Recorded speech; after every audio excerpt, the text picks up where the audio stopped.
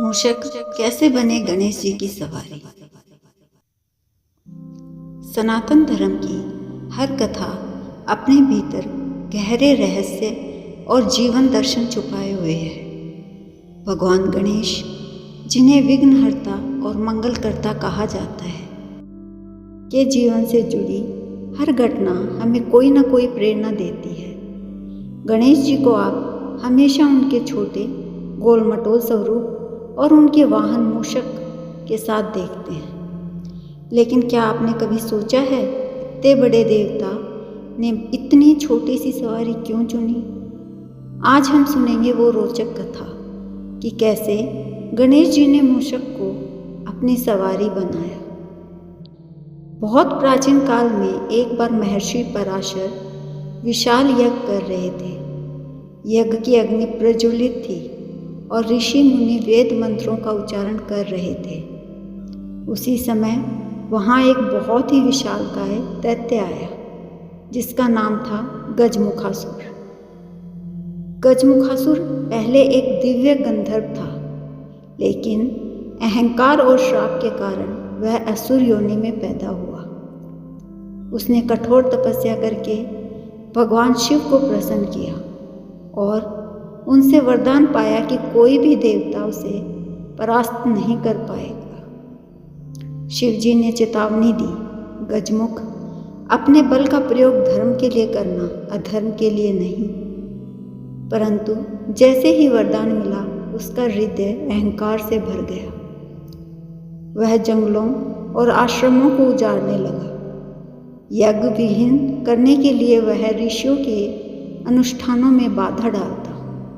ऋषि पराशर के यज्ञ में भी उसने धावा बोल दिया। उस समय यज्ञ में एक विशाल मूषक प्रकट हुआ।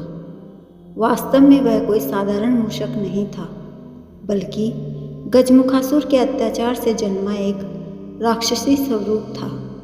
उसका शरीर लोहे के समान कठोर और दांत इतने तेज कि जो भी वस्तु दिखती उसे काट डालता।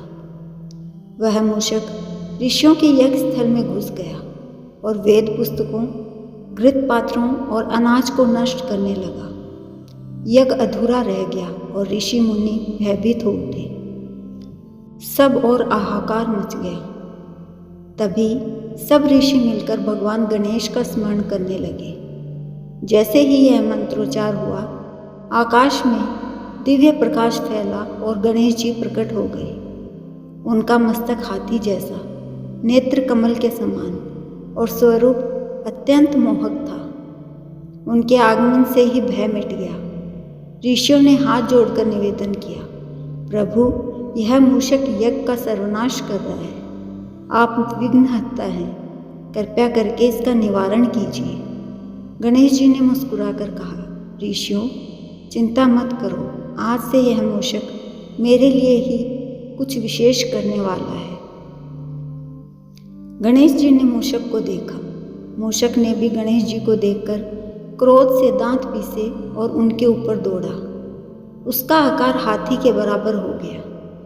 वह अपने दांतों से धरती को खोदने लगा। गणेश जी ने अपने दांतों से एक हल्की मुस्कान दी और अपने पाश को उठाया। जैसे ही मूषक उन पर छलांग लगाने आया, गणेश जी ने पाश से उसे जकड़ लिया।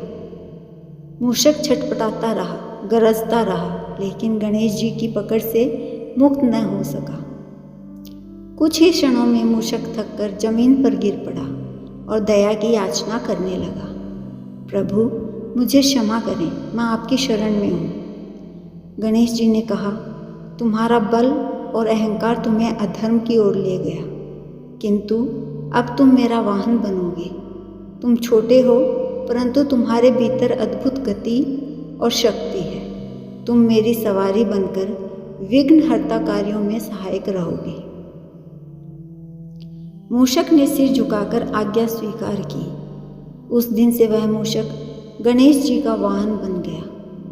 जब पहली बार गणेश जी मूषक पर बैठे तो ऋषि मुनि चकित रह गए। कुछ हंस पड़े और बोले, प्रभु, आपका स्वरूप इतना विराट और आपकी सवारी इतनी छोटी। गणेश जी मंद मुस्कुराए और बोले, यही तो संदेश है।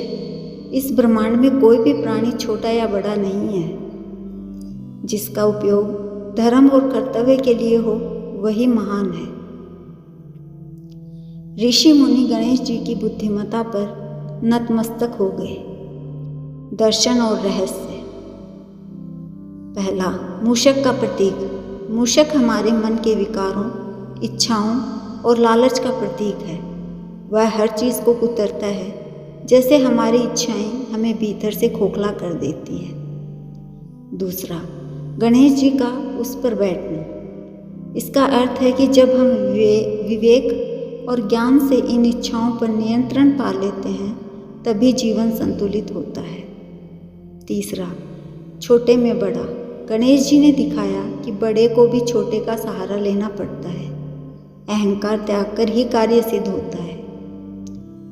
एक दिन मूषक ने गणेश जी से कहा, प्रभु, जब लोग मुझे देखकर हंसते हैं तो मुझे लज्जा होती है।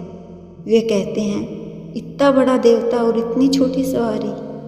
गणेश जी ने स्नेहपूर्वक उसके सिर पर हाथ रखकर कहा, मूषक, तुम मेरे सबसे प्रिय साथी हो।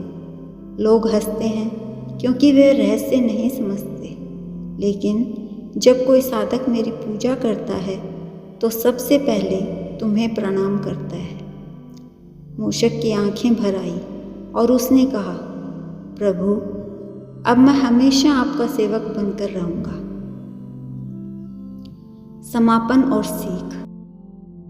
इस प्रकार मूषक, जो कभी यज्ञ विध्वंसक और अहंकारी था, गणेश जी की सवारी बनकर विघ्नहर्ता कार्यों का सहायक बना। सीख। अहंकार चाहे कितना भी बड़ा क्यों न हो, ईश्वर की शरण में आकर वह विनम्रता में बदल जाता है। जीवन में छोटी छोटी शक्तियाँ भी यदि सही दिशा में लगें तो महान कार्य कर सकती हैं। गणेश जी और मूषक का मेल हमें सिखाता है कि बड़े छोटे का भेद छोड़कर सब मिलकर धर्म और कर्तव्य का पालन करें।